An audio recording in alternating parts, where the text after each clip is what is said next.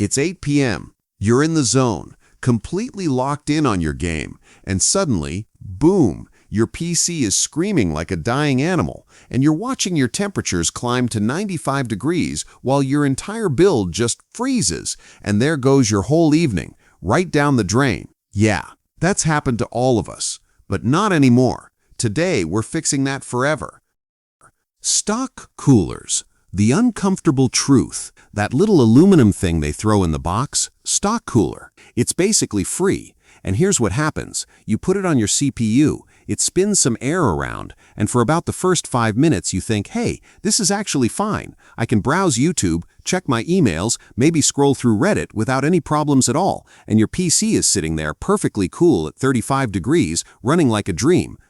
But then you launch a game, even a casual one, and suddenly that stock cooler is gasping for air like it just ran a marathon, hitting 85 degrees in seconds flat. The fans are screaming at full blast, drowning out everything else, and your system is literally throttling itself to survive, which means your performance tanks, your game lags, and you're sitting there cursing that cheap little cooler that was never designed for this kind of work in the first place.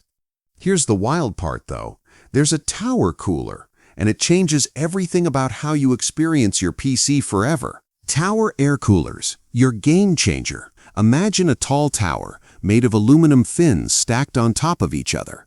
2 huge fans pushing air through it. Picture those thick copper heat pipes running straight down the middle, literally sucking the heat right off your CPU core and pulling it up into those fins, where the fans blast it away, and suddenly your temperatures are dropping 30 degrees just like that. Staying rock solid at 60 to 70 degrees no matter how hard you push your system, and the best part is you can barely hear it running because these things are operating under 30 decibels, which means your wife never complains, your focus never breaks, and you can actually enjoy your PC without some screaming jet engine sound driving you absolutely insane. Noctua NHD15, be quiet. Scythe, these aren't toys, these are the real deal that actually work. Liquid cooling. The physics hack. All-in-one liquid cooling is where things get wild. A pump, some tubes, a radiator. Instead of moving air around like tower coolers do, you're moving liquid through your system, and liquid absorbs heat 30 times faster than air ever could, which means you're looking at 50 to 65 degrees under full gaming load when you're pushing your CPU to its absolute limit. And that's the kind of cooling that lets you game for hours without ever worrying about thermal throttling or your system getting defensive and slowing itself down to protect itself. Arctic Liquid Freezer 3, 250 watts, $120.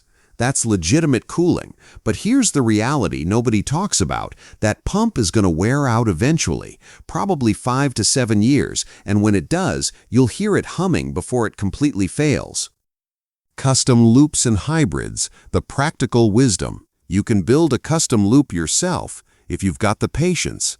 It looks insane. You're talking reservoirs, multiple pumps, RGB lighting everywhere, custom blocks on your CPU and GPU, thick tubes snaking all over the place, making your PC look like some futuristic spacecraft that just landed in your room, with temperatures dropping below 50 degrees and silence so complete you can actually hear yourself think. But, and this is the honest truth, you're going to spend $500. You're going to spend your weekends troubleshooting air bubbles and temperature curves and doing yearly maintenance flushes. And most of us don't have that kind of time or patience anymore.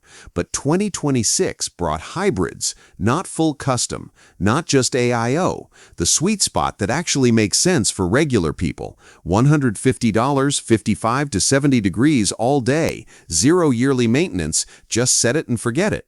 Micro-LED cooling is the future arriving now. Thousands of tiny LED lights work independently controlling heat dissipation with zero blooming and perfect blacks, making cooling that puts OLED to shame. Basically NASA-grade technology, keeping your gaming rig cold forever.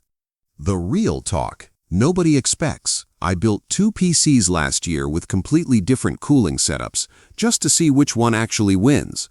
One had a gorgeous custom loop. One had a simple Noctua tower, and you know what? The Noctua crushed it, quieter, way more reliable, half the headache. And I realized something that completely changed how I think about cooling. the most expensive solution isn't always the best solution. So if you're just browsing and checking emails, then a stock cooler is completely fine. If you're gaming casually, then a tower cooler is your absolute best friend. And if you're pushing limits and rendering video and stress testing, then liquid cooling actually makes sense because you're using it to its full potential. Don't overcomplicate this. Buy what you actually need. That's the real wisdom right there. What cooling solution are you running? Drop a comment. Real setups help real people make better decisions. If this made sense, like and subscribe to TechBit Explained. Next video covers power supplies that won't fail your build.